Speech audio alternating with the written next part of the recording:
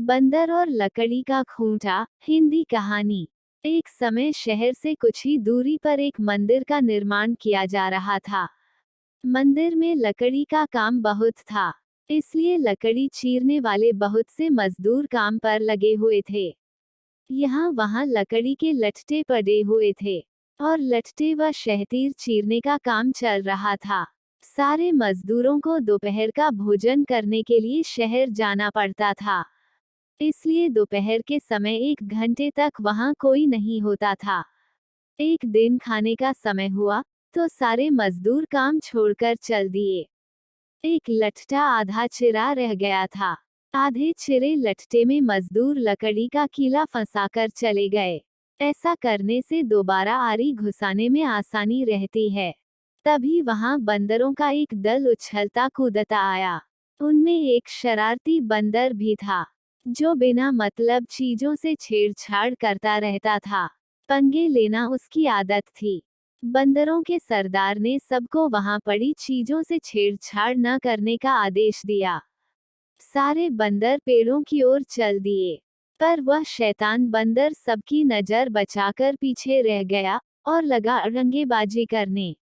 उसकी नजर अधरे लट्ठे पर पड़ी। बस वो उसी पर पिल पड़ा और बीच में अड़ाए गए किले को देखने लगा। फिर उसने पास पड़ी आरी को देखा। उसे उठाकर लकड़ी पर रगड़ने लगा। उससे किर्रर्रा किर्रर्रा की आवाज निकलने लगी, तो उसने गुस्से से आरी पटक दी। उन बंदरों की भाषा में किर्रर्रा किर्रर्रा का अर्थ निखट्टू था। वह दोबारा लट्ठे के बीच फंसे कीले को देखने लगा। उसके दिमाग में कौतूहल होने लगा कि इस कीले को लट्ठे के बीच में से निकाल दिया जाए तो क्या होगा। अब वो कीले को पकड़कर उसे बाहर निकालने के लिए जोर आजमाइश करने लगा। लट्ठे के बीच फंसाया कीला तो 2 पाटों के बीच बहुत मजबूती से जकड़ा होता है, क्योंकि लट्ठे के 2 पाट बहुत मजबूत स्प्रिंग वाले क्लिप की तरह उसे दबाए रहते हैं। बंदर खूब जोर लगाकर उसे हिलाने की कोशिश करने लगा। कीला जोर लगाने पर हिलने व खिसकने लगा, तो बंदर अपनी शक्ति पर खुश हो गया। वह और जोर से खौरा खौरा करता कीला सरकाने लगा। इस धींगामुश्ती के बीच बंदर की पूंछ 2 पाटों के बीच आ गई थी, जिसका उसे पता ही नहीं लगा।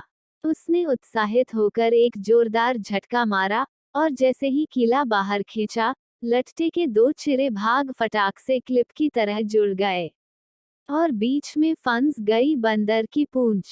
बंदर चिल्ला उठा। तभी मजदूर वहां लौटे। उन्हें देखते ही बंदर ने भागने के लिए जोर लगाया तो उसकी पूंछ टूट गई।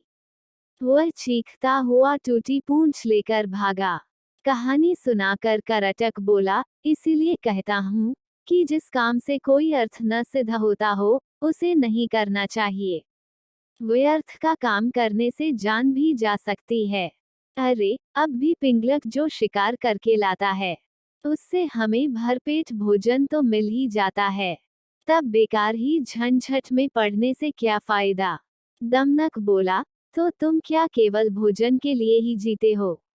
ये तो ठीक नहीं। अपना पेट कौन नहीं भर लेता। जीना तो उसका ही उचित है, जिसके जीने से और भी अनेक लोगों का जीवन चलता हो। दूसरी बात ये कि शक्ति होते हुए भी जो उसका उपयोग नहीं करता और उसे यूं ही नष्ट होने देता है, उसे भी अंत में अपमानित होना पड़ता है। करटक ने कहा, लेकिन हम दोनों तो ऐसे भी मंत्री पद से च्युत हैं। फिर राजा के बारे में ये सब जानने की चेष्टा करने से क्या लाभ? ऐसी हालत में तो राजा से कुछ कहना भी अपनी हंसी उड़वाना ही होगा। व्यक्ति को अपनी वाणी का उपयोग भी वही करना चाहिए, जहां उसके प्रयोग से किसी का कुछ लाभ हो। भाई, तुम ठीक नहीं समझते। राजा से दूर रहकर तो रही सही इज्जत भी गंवा देंगे हम। जो राजा के समीप रहता है, उसी पर राजा की निगाह भी रहती है, और राजा के पास होने से ही व्यक्ति असाधारण हो जाता है। करटक ने पूछा, तुम आखिर करना क्या चाहते हो? हमारा स्वामी पिंगलक आज भयभीत है। दमनक बोला, उसके सारे सहचर भी डरे डरे से हैं। मैं उनके भय का कारण जानना चाहता हूँ। तुम्हें कैसे पता कि वे डरे हुए हैं? लो, ये भी कोई मुश्किल है। पिंगलक के हाव भाव, चाल ढाल, उसकी बातचीत, आंखों और चेहरे से ही स्पष्ट जान पड़ता है कि वह भयभीत है। मैं उसके पास जाकर उसके भय के कारण का पता करूंगा। फिर अपनी बुद्धि का प्रयोग करके उसका भय दूर कर दूंगा। इस तरह उसे वश में करके मैं फिर से अपना मंत्री पद प्राप्त करूंगा। करटक ने फिर भी शंका जताई, तुम इस विषय में तो कुछ जानते नहीं कि राजा की सेवा किस प्रकार करनी चाहिए। ऐसी स्थिति में उसे वश में कैसे कर लोगे? दमनक बोला, राजसेवा के बारे में मैं नहीं जानता, ये तुम कैसे कह सकते हो? बचपन में पिता के साथ रहकर मैंने सेवाधर्म तथा राजनीति के विषय में जो कुछ भी सुना, सब अच्छी तरह सीख लिया है। इस पृथ्वी में अपार स्वर्ण है, उसे तो बस शूरवीर, विद्वान तथा राजा के चतुर सेवक ही प्राप्त कर सकते हैं। करटक को फिर भी विश्वास नहीं आ रहा था। उसने कहा, मुझे ये बताओ कि तुम पिंगलक के पास जाकर कहोगे क्या? अभी से मैं क्या कहूँ? वार्तालाप के समय तो एक बात से दूसरी बात अपने आप निकलती जाती है। जैसा प्रसंग आएगा, वैसी ही बात करूंगा। उचित अनुचित और समय का विचार करके ही जो कहना होगा, कहूंगा। पिता की गोद में ही मैंने यह नीति वचन सुना है कि अप्रासंगिक बात कहने वाले को अपमान सहना ही पड़ता है, चाहे वह देवताओं के गुरु बृहस्पति ही क्यों न हो।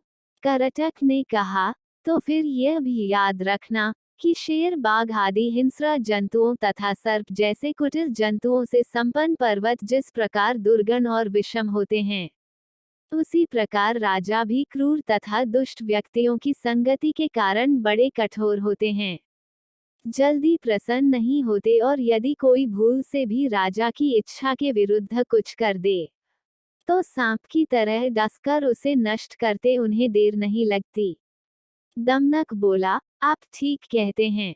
बुद्धिमान व्यक्ति को स्वामी की इच्छा के अनुकूल कार्य करके उसे प्रसन्न करना चाहिए। इसी मंत्र से उसे वश में किया जा सकता है। करटक ने समझ लिया कि दमनक ने मन ही मन पिंगलक से मिलने का दृढ़ निश्चय कर लिया है। वह बोला, ऐसा विचार है तो अवश्य जाओ। बस मेरी एक बात याद रखना कि राजा के पास पहुंचकर हर समय सावधान रहना। तुम्हारे साथ ही मेरा भविष्य भी जुड़ा है। तुम्हारा पथ मंगलमय हो। करटक की अनुमति पाकर दमनक उसे प्रणाम करके पिंगलक से मिलने के लिए चल पड़ा।